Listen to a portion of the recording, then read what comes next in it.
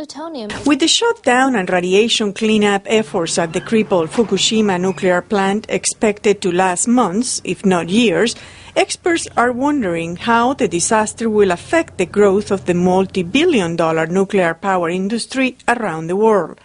Even the most optimistic analysts forecast a serious slowdown.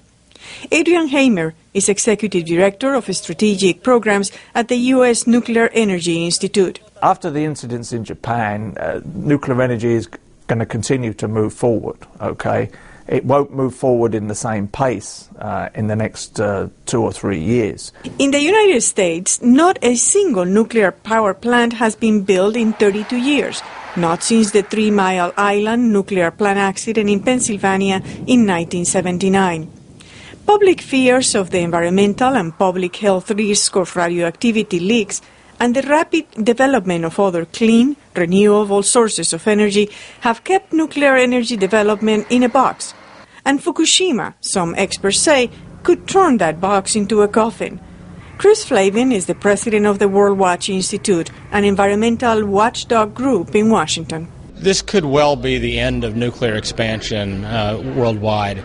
The industry was already on a very narrow field of opportunity because of the huge costs and the significant public opposition in many countries. But nuclear power advocates say mishaps have been rare, and they note that amid growing concerns over climate change, air pollution, and the need for cleaner, carbon-free energy, nuclear power is already playing a vital role. Charles Ebinger is the Director of Energy Security Initiative at the Brookings Institute in Washington. Nuclear power currently accounts for about 14% of all global electricity.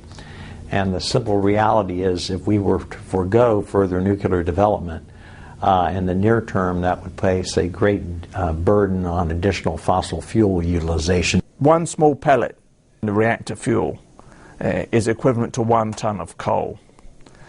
And there are normally between 80 and 100 railroad cars full of coal that are burnt in a power plant each day. Construction of a modern-day nuclear power complex can run into the billions of dollars, and owners can spend years waiting for final operational approval. That has prompted many countries to question whether they want to approve any nuclear plants, new or old. Soon after the accident at Fukushima, many countries reacted. Charles Ebinger explains. Germany initially say they were going to close down 7 plants and do safety reviews.